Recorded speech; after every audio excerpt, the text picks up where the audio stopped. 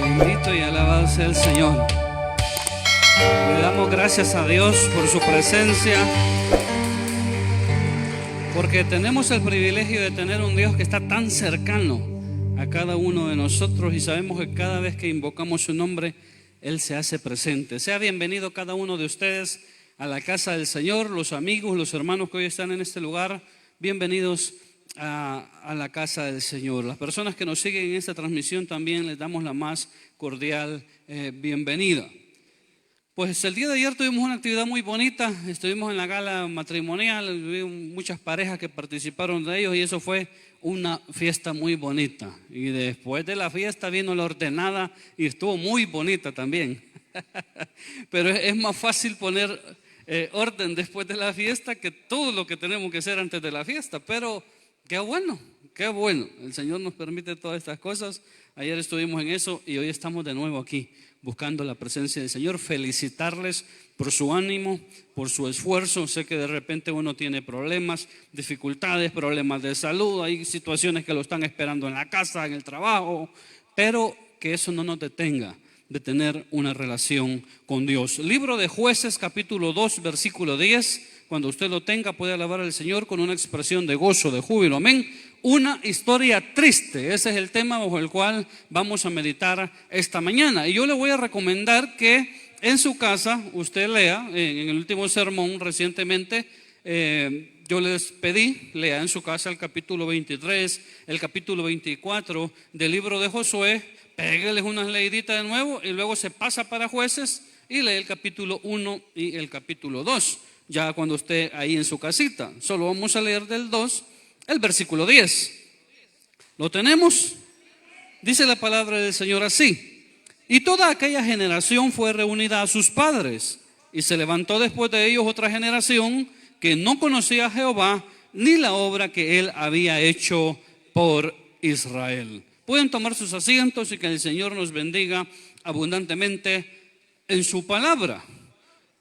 Les pedía que leamos los capítulos anteriores porque los capítulos anteriores son la justificación de lo que acabamos de leer en el versículo 10, donde el escritor está diciendo, miren, después de Josué y de todos los ancianos que tenían esa responsabilidad junto con él, se levantaron nuevas generaciones que no conocían a Dios, y desde ahí a mí me da un poco de tristeza, ni la obra que Él había hecho por cada uno de ellos. Y yo me pregunto, aunque esto es más adelante, ¿cómo es que puede nacer toda una nueva generación, hermanos, que no sepa nada de Dios?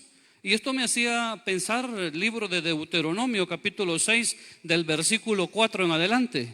El Señor está diciendo, mira, las cosas que yo te mando hoy van a estar escritas en tu mente, en tu corazón. Vas a hablar de estas cosas a tus hijos cuando te levantes, cuando andes por el camino, y las vas a tener por señal en tus manos, en tu frente y en los postes de tu casa. Algo, tradiciones de Israel, la historia de Israel, que las nuevas generaciones conocieran quién era Dios y lo que había hecho por su pueblo. Esto es bonito, pero preocupante, porque el escritor está diciendo en Jueces 2:10 que hay una nueva generación que no sabe nadita de eso. Y uno puede preguntarse, wow, ¿cómo es que puede pasar una época, dar un salto de una generación a otra y se pierda todo esto? Y a veces hablamos de las tradiciones, ¿verdad? Algunos de ustedes, oye, por las tradiciones hayan andado, que los anduvo siguiendo el torito hace como 2 semanas o 3.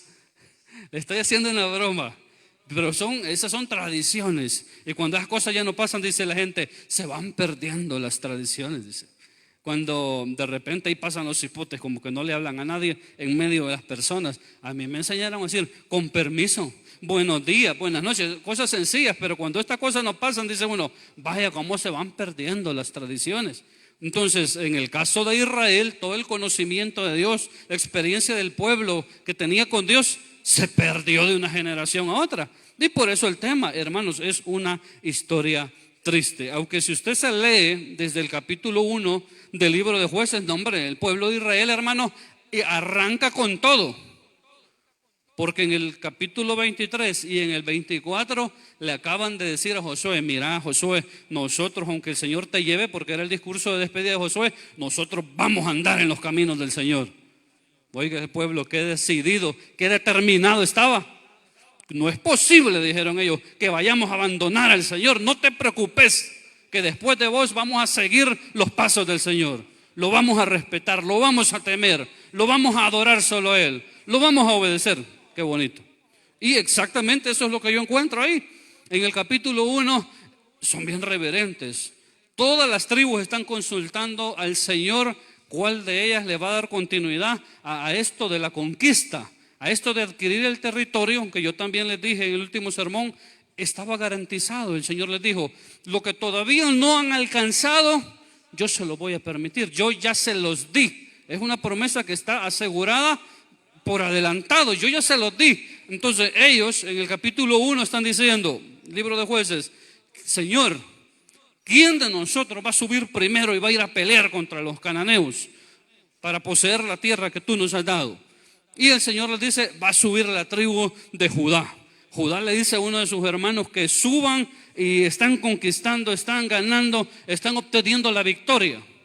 Que si usted estuvo en las reuniones familiares hace 2 semanas, eso también era sinónimo de salvación para su pueblo, porque Dios estaba con ellos, porque Dios les daba la victoria, porque Dios les permitía regresar con bien de la batalla.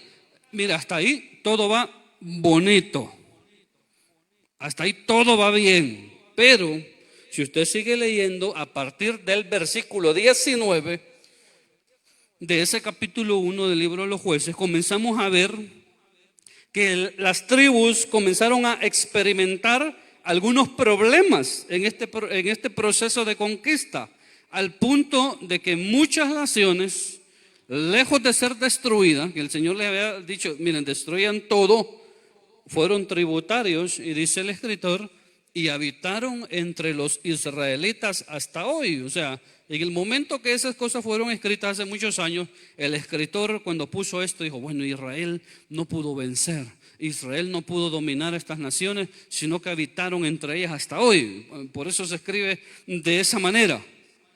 Damos un salto al capítulo 2, porque dije, esto es el justificante del versículo 10 que hemos leído.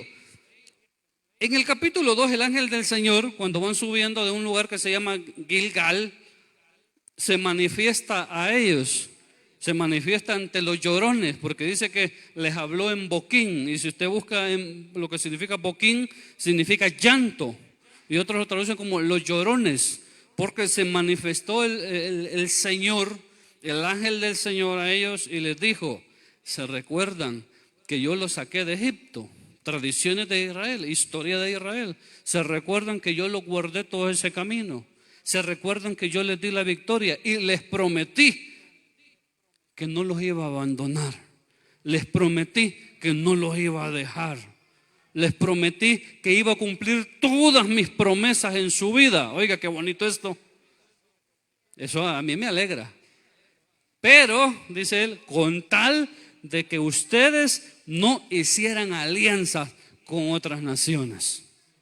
Porque si no, y ahí es necesario retroceder a las palabras de Josué. Josué dijo, miren, si ustedes no respetan al Señor, después de que nos hizo tanto bien, Él nos va a hacer mal. Entonces el ángel del Señor en boquín les dice, como ustedes, le está diciendo a las tribus de Israel, como ustedes comenzaron a hacer pactos, como ustedes comenzaron a hacer alianzas con otras naciones, ya vamos a tratar de ver qué significan estos pactos y estas alianzas, entonces yo voy a dejar a estas naciones, dice, en medio de ustedes.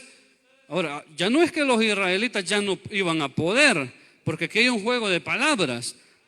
De por medio, en todo este contexto que yo le estoy diciendo a 1000 por hora, vaya y léalo usted despacito en su casa, por favor.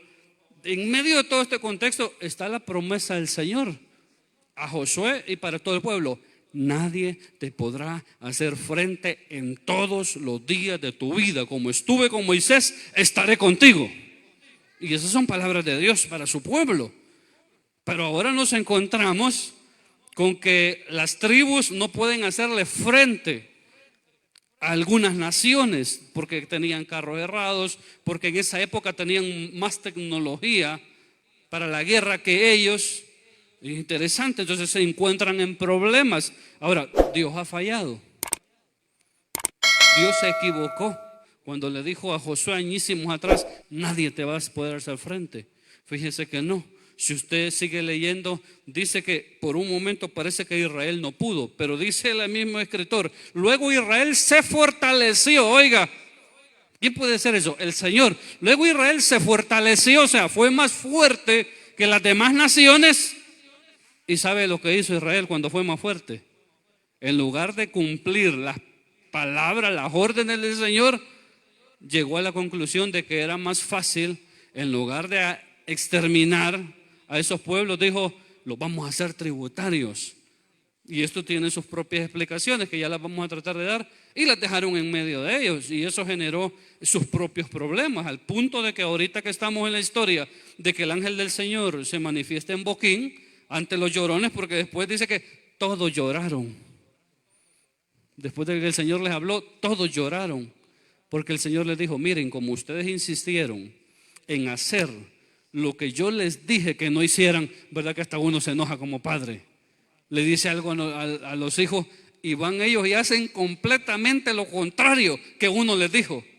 Y uno no se explica, porque mire, yo a veces soy repetitivo y repetitivo en lo que les digo, y uno no se explica cómo uno le puede decir algo al hijo, se lo repite tantas veces y el hijo va y hace completamente lo contrario.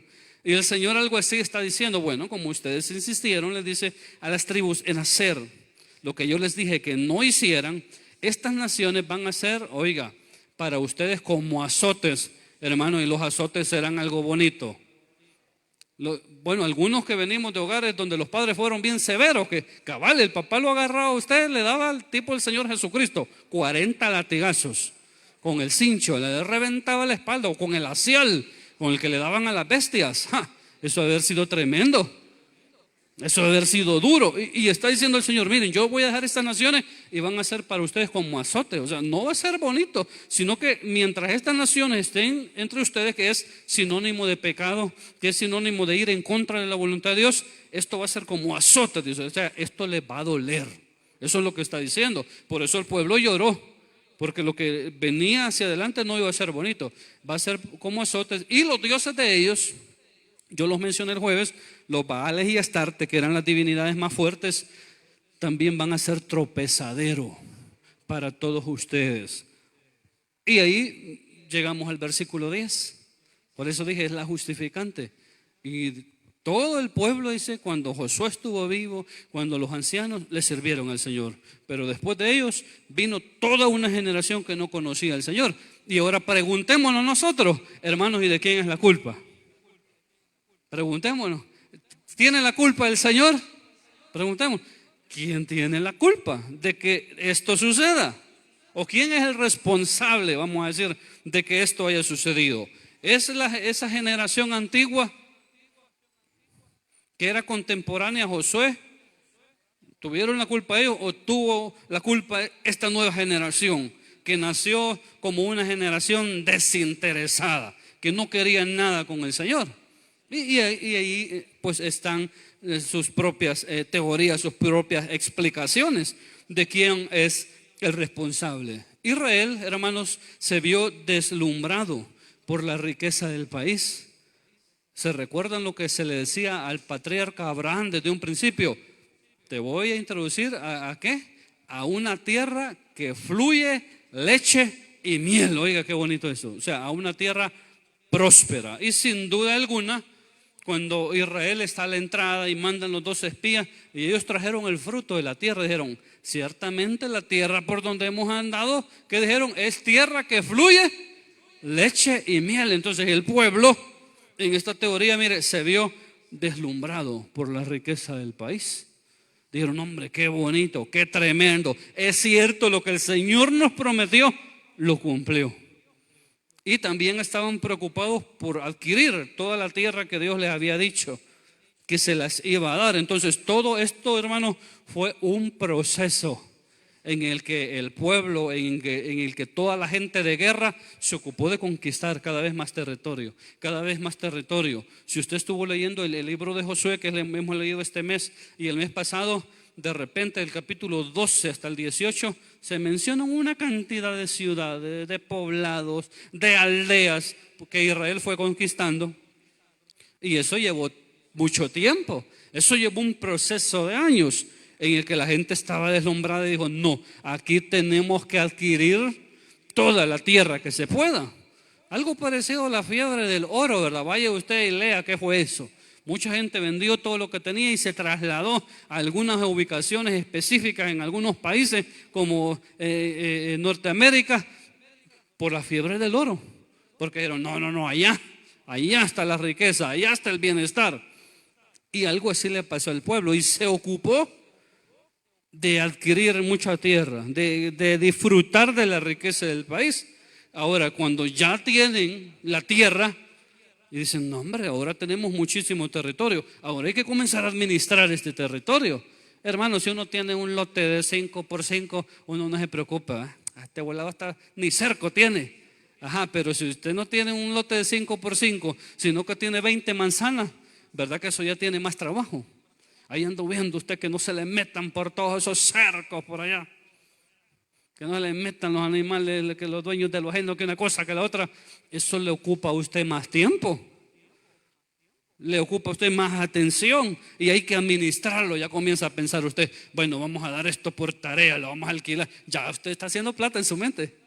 Le vamos a alquilar para que cosechen, que siembren y que cosechen. Cosas por el estilo. Entonces el pueblo se vio en esa tarea después de andar peleando, conquistando. Ahora que han ensanchado su territorio, ahora hay que administrar todas esas cosas que ahora tienen. Y claro, como comenzaron a dejar naciones en medio de ellos, a las cuales la misma escritura dice, se hicieron fuertes, o sea, podían hacerle frente, podían cumplir la voluntad de Dios, pero no quisieron. No quisieron, ¿por qué? Porque al haber otras naciones entre ellas y ellos las tenían sometidas, esas naciones tenían que rendir tributo. Esas naciones tenían que pagar impuestos. Y como se iba estructurando todo Israel, convirtiéndose de ser un poco nómadas, de ser pueblos que estaban dispersos, a ordenarse, comenzaron a decir, no hombre, esta gente nos puede pagar, esta gente nos va a dar tributos, nos va a dar impuestos. Y vamos a decir, las colonias, las comunidades, las aldeas, los pueblos comenzaron a tomar forma. Y claro, no hombre, en vez de hacerles mal, permitámosles que vivan y que nos paguen impuestos. Mire qué bonito. Y no así estamos nosotros, ¿verdad? Pagamos impuestos, hermanos, por todo, ¿verdad? O quizás yo soy el único, ¿no ha dado cuenta usted? Entonces, viene todas estas cosas que estamos diciendo muy deprisa.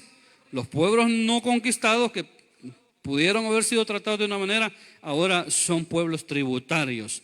Y ya con el hecho de que están pagando, que son pueblos tributarios, ya Israel está contento. Ya no hacen la guerra.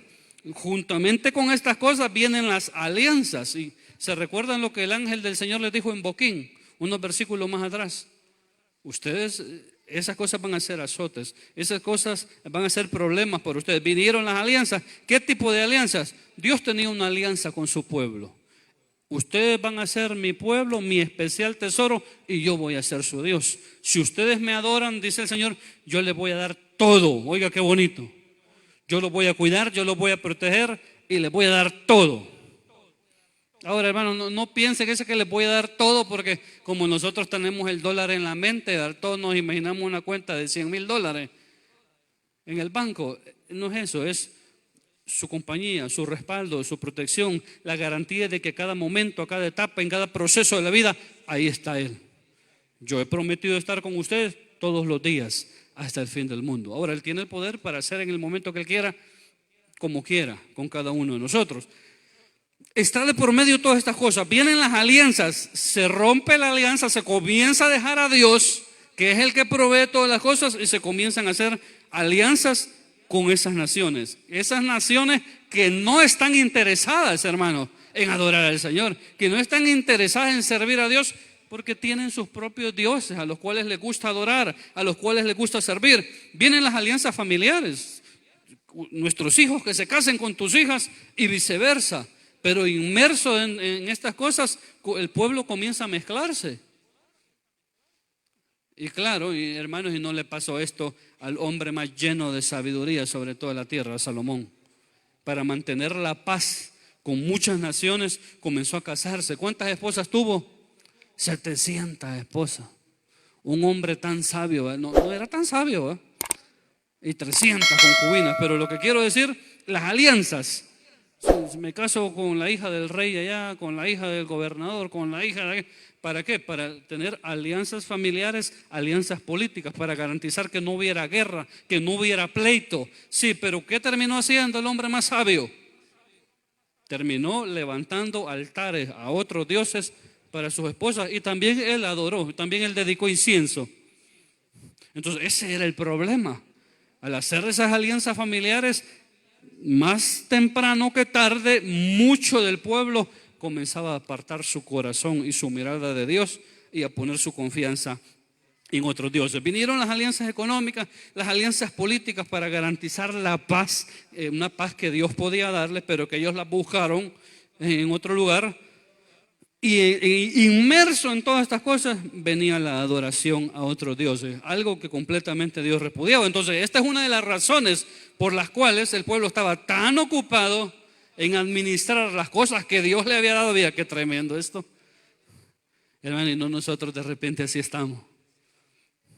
O sea, mis hermanos, nosotros ni por cerca somos gente rica, pero estamos tan ocupados por ganarnos los $5 diarios, esos $6 diarios, y eso nos ocupa toda nuestra atención, toda nuestra vida, todo nuestro tiempo.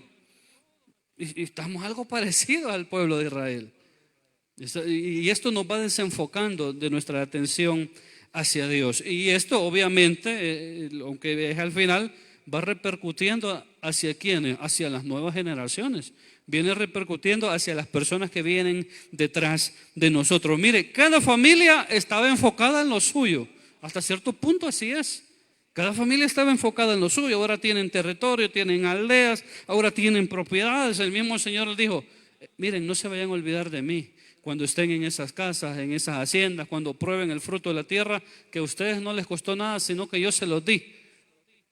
No se vayan a olvidar del Señor. Pero cada familia estaba enfocada en lo suyo, en hacer producir sus tierras, en cercarlas, en multiplicar sus recursos. Hasta cierto punto es normal. Si la misma Escritura dice que el que no trabaja, bueno, es que no coma.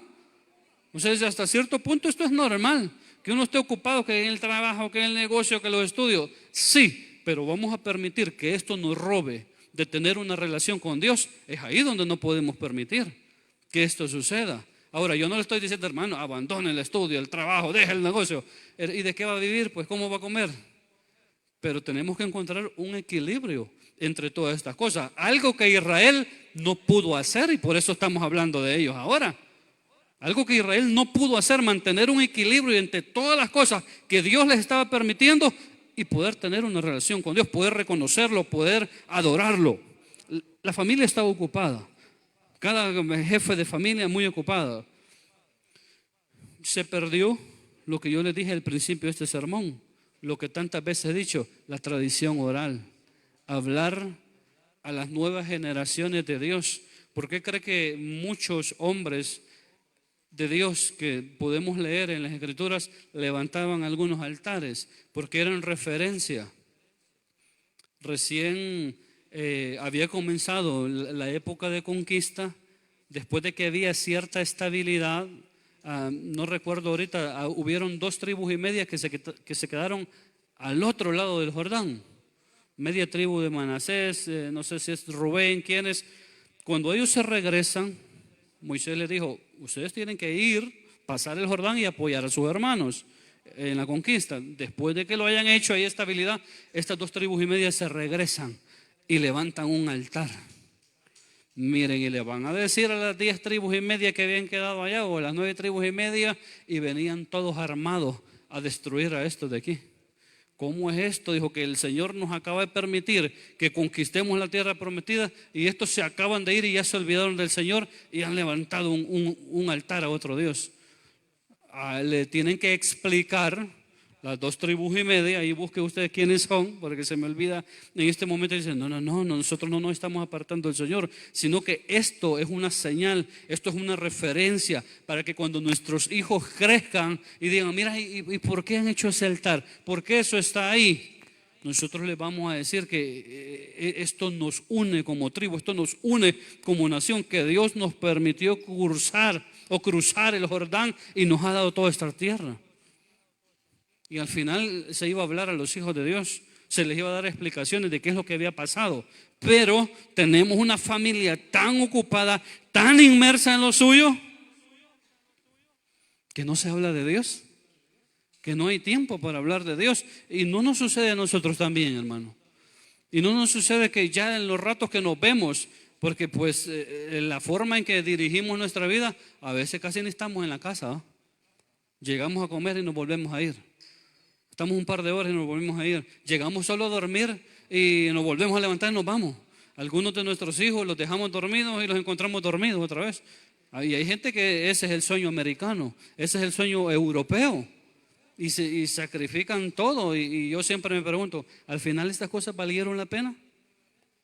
¿Al final valió la pena? Es algo siempre me pregunto, pero siempre se sigue haciendo. Entonces tenemos familias muy ocupadas. Nos pasa de repente, y cuando estamos ya ahí, ¿qué es lo que queremos hacer? Estamos tan cansados, unos queremos ver tele y que nadie esté hablando, que nadie esté haciendo bulla. O si no, cada uno de nosotros está en su teléfono, porque todos tenemos teléfono, desde el más chiquito hasta el más grande.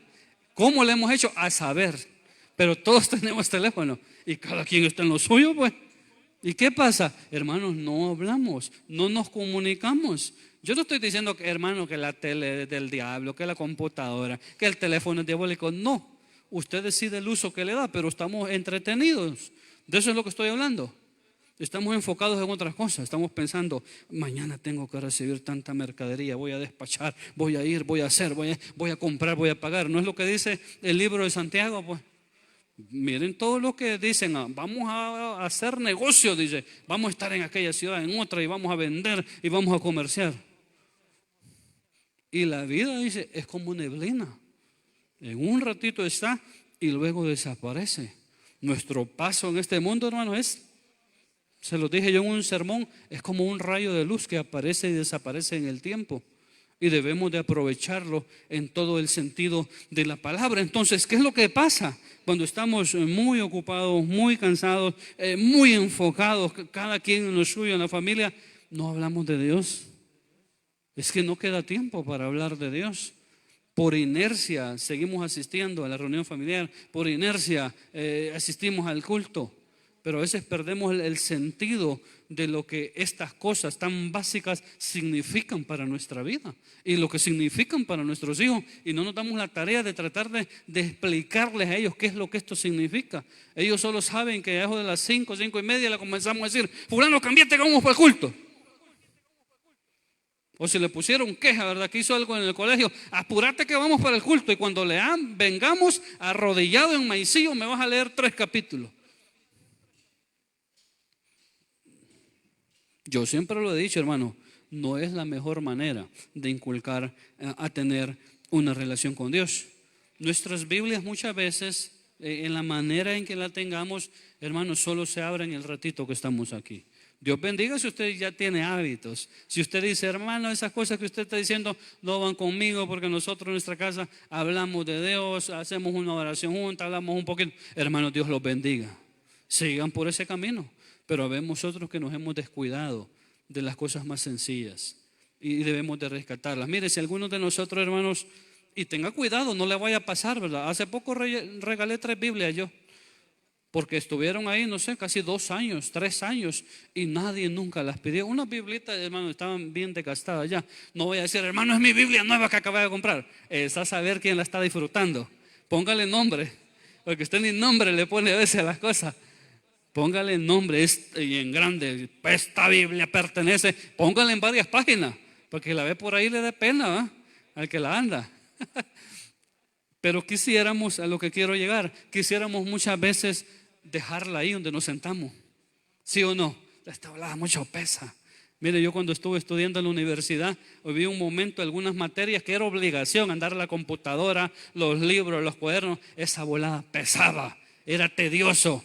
Queríamos nosotros ver si nos dejaban esos grandes bultos de esos libros, dejarlos ahí en el pupitre y encontrarlos al día siguiente. A veces así nos pasa con la Biblia. Quisiéramos ahí donde nos sentamos siempre, porque yo les digo, casi siempre nos sentamos en los mismos lugares. aquí la voy a dejar porque ahí la hallo el martes, ahí la hallo el domingo, ahí la encuentro cuando vengo cada 15 días, una vez al mes. Pero no es así, pero no es así. Entonces debemos de prestarle más importancia, desde las cosas más sencillas hasta aquellas que son más grandes, porque entonces cuando descuidamos todas estas cosas, que yo ya les dije como 1000 por hora, entonces vienen los azotes, entonces vienen los tropiezos para nuestra vida, que desde un principio están advertidos. Ante nuestra falta de determinación, es lo que le pasó a Israel. O sea, Dios les ha dado una promesa, Dios les ha dado las directrices a seguir. Vea qué interesante. Dios les ha dado la fuerza, ha puesto todo en su mano, ha hecho que se fortalezcan sobre todas las naciones, pero le falta determinación para hacer la voluntad del Señor. Y Él les dice a los llorones en Boquín, ante su falta de determinación, ante su falta de obediencia, ahora ya no son ustedes los que permitieron esto, a ustedes les faltó determinación. Esto es tremendo.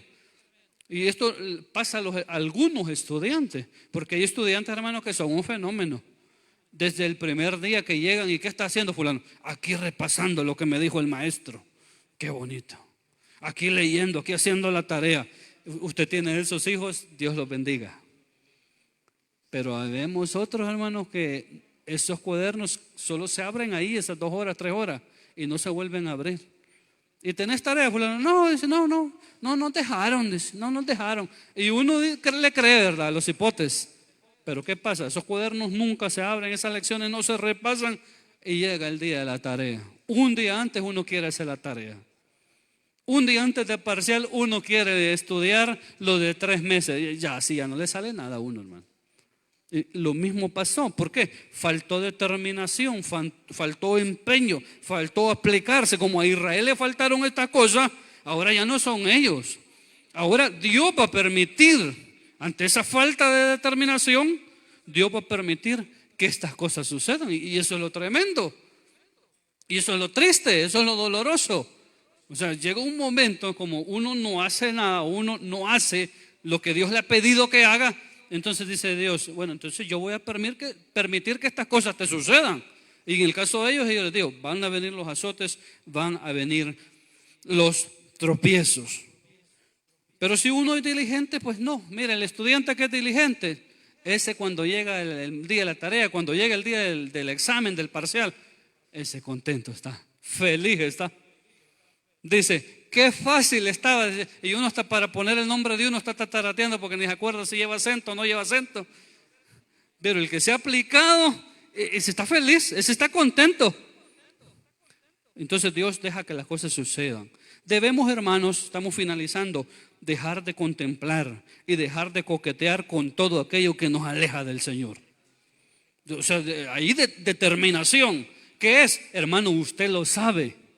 Podemos mencionar algunas cosas, pero cada uno de nosotros nos movemos en un contexto diferente de nuestra vida, de nuestra familia, del trabajo, del negocio, de la escuela, y sabemos que son aquellas cosas que ya deberíamos haber quitado de nuestra vida, de nuestra mente, pero que seguimos contemplándolas, pero que seguimos coqueteando con ellas, y entonces pueden venir los azotes y los tropiezos. Mateo 6:24 dice: ninguno puede servir a 2 señores, porque o aborrecerá al uno y amará al otro, o estimará a uno y menospreciará al otro. Dice, en el caso, aquí se está hablando del dinero, no podemos servir, dice, a Dios y a las riquezas. Escuché un testimonio hace poco que yo le contaba a mi papá y a mi mamá de una señora, una mujer.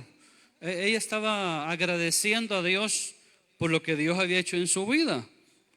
Pero claro, ahora que ella está agradeciendo, ha sido el resultado de un proceso duro, difícil que ella ha atravesado, en el que muchas veces cuesta entender, en el que muchas veces cuesta ver la mano de Dios. Ella estaba esperando que le dieran la visa, como muchos de nosotros. Hermano, ¿y usted para qué quiere la visa? Para irse a quedar allá y a trabajar. ¿Sí o no? Es que allá están los dólares, allá está el dinero, hermano. Está bien, yo respeto. O va a pagar $15,000 para que lo lleve el coyote. Está bien. Eso al final es decisión suya. Pero esta mujer estaba ahí, estaba molesta. Había ido a una actividad y estaba molesta porque no le dieron la visa. ¿Y para qué ella quería la visa? Ella la quería porque quería que su hija fuera a un colegio donde pues iba a recibir, en la idea de ella, una mejor educación. Porque había llegado el momento en que su hijo iba a entrar a la universidad y quería pagarle la universidad. Porque tenía a su madre enferma y quería poder comprar todos los medicamentos que estaba necesitando para su madre. Y también tenía casi ya perdida la casa con una hipoteca.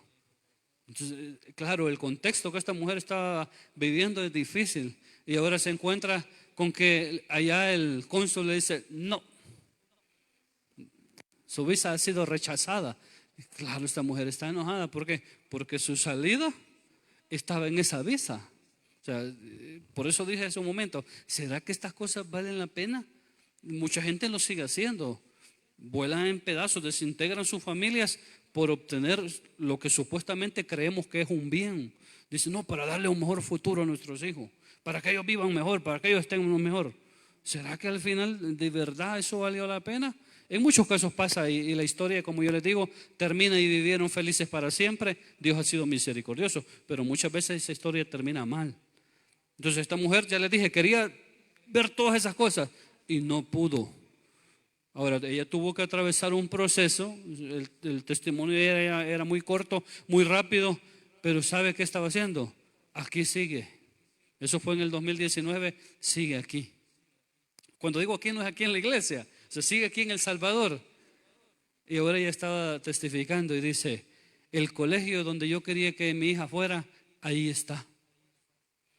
La universidad a la que yo quería que mi hijo fuera, ahí está. Los medicamentos y el hospital donde yo quería que mi madre estuviera, ahí está. Ahora tengo un mejor trabajo, tengo un mejor empleo y como resultado de eso tengo más ingresos económicos. ¿Quién puede hacer eso? Solamente Dios. Pero muchas veces tenemos que pensar que en medio de todos esos procesos hay que buscar a Dios y no hay que buscar a los Baales. Hay que buscar a Dios y poner toda nuestra confianza en Dios y no en Astarte, que es lo que comenzó a pasarle al pueblo de Israel. Claro, hermano, ese país nos deslumbra. Oh, no, ese país, hermano, nos impacta a todos. Pero ¿será que ahí está nuestra salida? ¿Será que ahí está nuestra solución?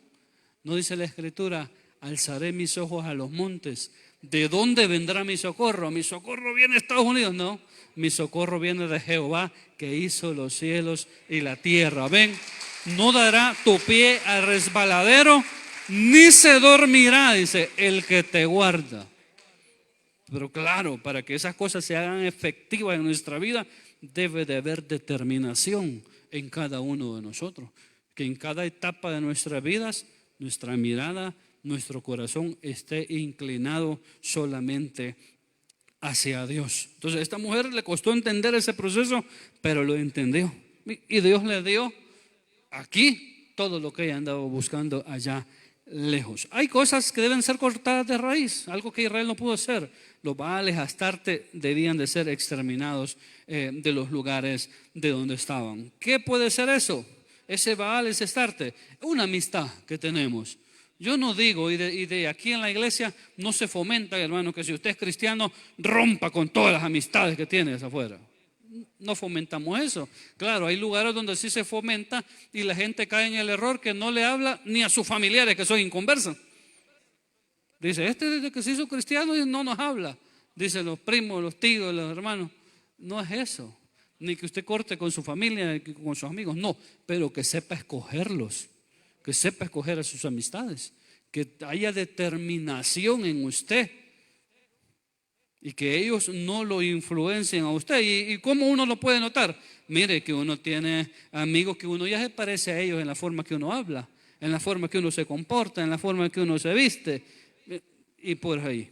Pero esas cosas debemos de pensarlas y sacarlas, porque si nos falta esa determinación, entonces Dios va a permitir que venga lo que Él ha dicho, que Él nos va a guardar. En el trabajo, en el negocio, hermano, usted sabe cómo dirige su vida, cómo hace las cosas, debemos de hacerlo de la manera correcta.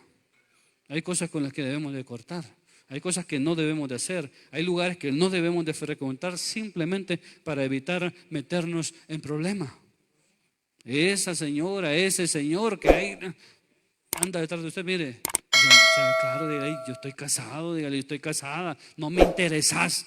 Pero como ve que usted no se pone claro, ve que usted cuando ya llega para el trabajo y para el negocio se quita el anillo, no se pone claro, ya, la señora sigue probando, el señor sigue probando a ver qué le sale con usted. Entonces, y tarde o temprano, entonces usted puede verse en problemas. Debemos de establecer límites en todos los sentidos. En el estilo de vida, a veces, hermano, lo damos todo en todas las áreas de nuestra vida, ¿sí o no? ¿Sí o no que lo damos todo? Si usted depende de un trabajo, el que tiene un jefe y un horario, y usted tiene que a las 6 entra y se tiene que ir desde aquí hasta el otro lado allá por Santa Tecla, ¿usted a qué hora se va? Se levanta a las 3, se baña, se cambia, se prepara el desayuno, se prepara la comida que se va a comer helada a las 12, a la 1 allá y sale. Se tarda 3 horas en cruzarse, todo eso y ya está por allá a las 6, no sé. ¿Sí o no que lo damos todo? Porque creemos que vale la pena, porque es un esfuerzo, porque es un sacrificio, está bien. Lo mismo hacen mucha gente con el estudio. Hay gente que es increíble cómo se esfuerza en su estudio. Lo mismo es la gente que es emprendedora, que tiene un negocio, un trabajo. Miren, lo da todo. Y es bueno. Yo no digo que eso sea malo, pero nos damos de la misma manera en nuestra relación con Dios. Porque al final nuestros hijos ven eso. Dicen, no, hombre, mi papá y mi mamá son tremendos para el negocio. Dice, mi papá y mi mamá son tremendos, cómo hacen las cosas, se esfuerzan, van aquí, ven allá. Pero en cuanto a una relación con Dios, pueden ver nuestros hijos eso mismo en nosotros. Pueden ver que ese mismo esfuerzo le aplicamos, aunque estemos cansados, aunque hemos tenido un día malo. A veces decimos, hoy no vendí nada, y llega enojado uno, ¿eh? Hoy no vendí nada, dice, vamos a ir a la cólera. No, y no vamos a ir, cólera, ¿qué ando? Vaya con Dios, se termina enojando. Entonces dice los hijos, cuando hay un día malo, uno se enoja con el Señor y ya no asiste a la reunión familiar, ya no asiste al culto. Claro, aunque yo siempre he dicho, hermano, esas cosas son las más básicas, pero que descuidamos, ¿verdad? El asistir a una reunión familiar, el venir al culto, de ahí habrá mucho más que hacer para tener una relación fuerte con Dios. Pero nuestros hijos ven eso, entonces al final nuestros hijos son el reflejo de nosotros. Y si nosotros no nos encargamos en nuestro tiempo de hacer la parte que a nosotros nos corresponde, miren, algunos de nuestros hijos solo esperando están que nosotros nos muramos. ¿Y usted cree que van a volver a asomarse a una iglesia? ¿Usted cree que Biblias por ahí van a aparecer en un baratillo y les van a regalar? Los cuadros todos volados, no van a querer nada con el Señor si nosotros no hacemos lo que nos corresponde hacer en nuestra época, en nuestro tiempo, y tratar de inculcarles a cada uno de ellos todas estas cosas. Entonces, parte de la responsabilidad de que naciera toda una generación que no conociera a Dios fue culpa de la generación anterior, que no se aplicó, que no respetó a Dios, que no hizo lo necesario, que no tuvo esa determinación en su vida. Y de una manera sin querer, porque ningún padre, hermanos, quiere un mal para sus hijos. O usted dice, no, yo espero que mi hijo le vaya mal. ¿Verdad que ninguno de nosotros? Todos esperamos, no, primero Dios que le vaya bien, primera vez Dios que entienda esos consejos, esos regaños, porque desea un bien mayor. Yo no creo que los israelitas estuvieron diciendo, no, hombre, esto, ¿qué nos importa? Y cuando nosotros nos muramos y vengan ellos, hay que vean cómo hacen. Yo creo que ellos querían que sus hijos también sirvieran a Dios, pero no se dieron la tarea de enseñarles cómo había que buscar a Dios, cómo había que servir a Dios. Que el Señor les bendiga, hermanos, hermanas, y que el Señor nos ayude a cada uno de nosotros para que podamos tomar conciencia y podamos hacer lo necesario. Esta mañana, si hay amigos, hermanos entre nosotros que a lo mejor hemos perdido un poco, hemos roto esa relación con Dios, pues este es el momento en el que podemos comenzar a restaurarla. ¿Se recuerdan cuando el conflicto que Elías tiene con los profetas de Baal?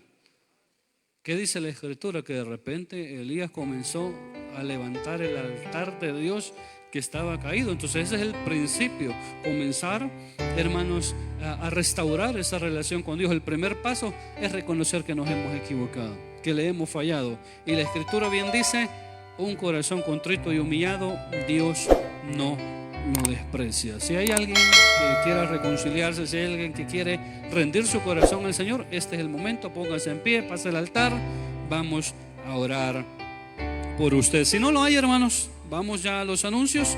Primeramente, pues felicitar a todos los hermanos, las hermanas que el día de ayer estuvieron participando de la gala. Tuvimos la oportunidad de pasar un momento.